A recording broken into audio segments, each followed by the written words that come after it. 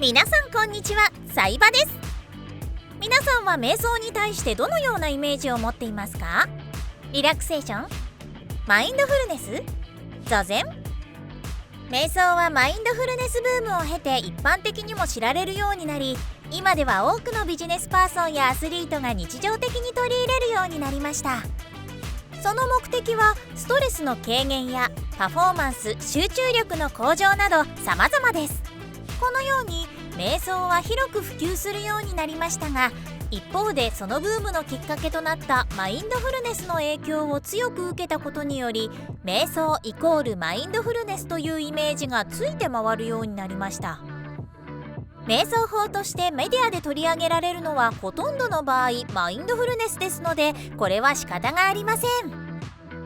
しかし実際はマインドフルネスは瞑想の中のあくまでも一つの技法にしか過ぎません。ということは瞑想には他にもやり方があるということでしょうか？その通り。瞑想は仏教を由来とするマインドフルネスだけでなく、その他ヨガや気功をはじめとする多くの修行法や宗教に取り込まれていました。それぞれに座り方や姿勢、手や指の形、呼吸、心音などの発声方法が異なりますが、それら全てを紹介するとなると時間がいくらあっても足りません。しかしそうした瞑想はいくつかのパターンに分けることができます。そのパターンとは大きく3つ。それは集中瞑想、マインドフルネス瞑想、内省瞑想の3種類です。まず1つ目の集中瞑想ですが、これは何か集中すべき対象を見つけ、それに対して集中し続ける瞑想です。集中する対象となるものには、ヨガでは鼻の先端や指先などの身体の一部から始まり、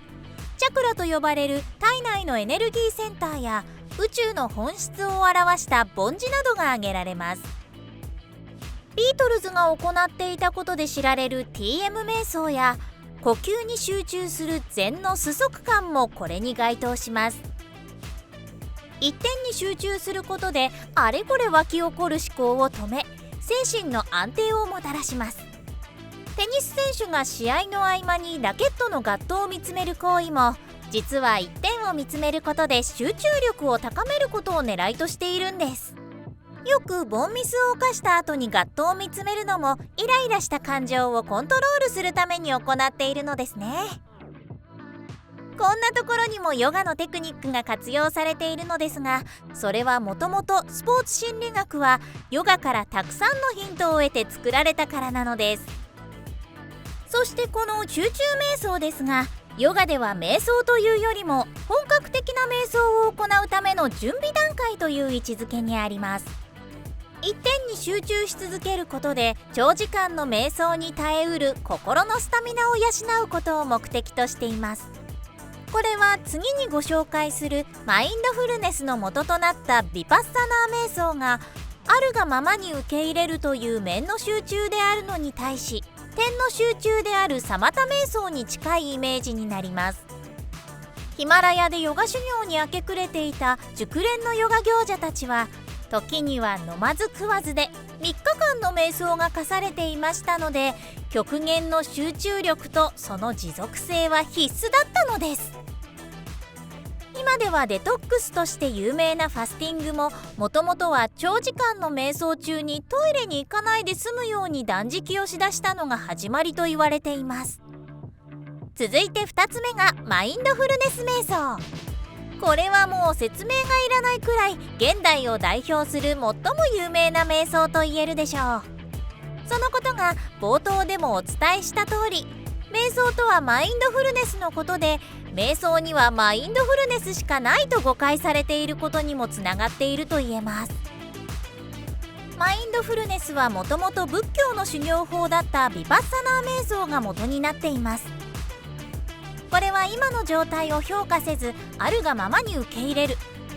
つまり自分の周りで起こるあらゆる物事に対して良いとか悪いとかのラベリングをせず、淡々と自然体でいる生き方を目指します。よくストレスに強い人と弱い人という言い方がされますが、これは同じ物事でもそれをストレスに感じるか感じないか、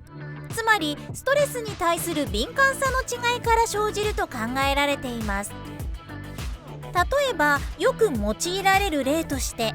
グラスに残っている飲み物を見て、もうこれしか残っていないと考えるか、まだこんなにも残っていると考えるかのメンタリティの違いです。同じ出来事でもそれをストレスとしてラベリングしてしまえば、脳にはストレス信号として伝達され、ストレスホルモンが放出され、心身ともにダメージを受けることになります。しかし当の本人がそれをストレスとしてラベリングしなければ、当然脳の方ではストレスと認識しませんので、アドレナリンやコルチゾールなどのストレスホルモンを出してわざわざ心身を緊張状態にさせる理由もなくなります。このように私たちは普段からあらゆる物事に対して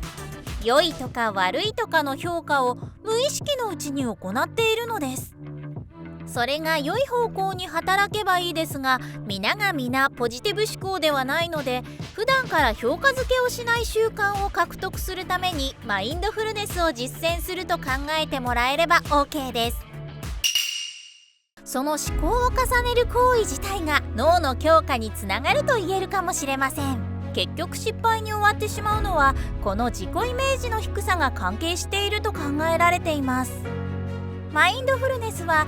メンタルを悪化させている根本原因であるストレス源や自己イメージの改善までは網羅していません。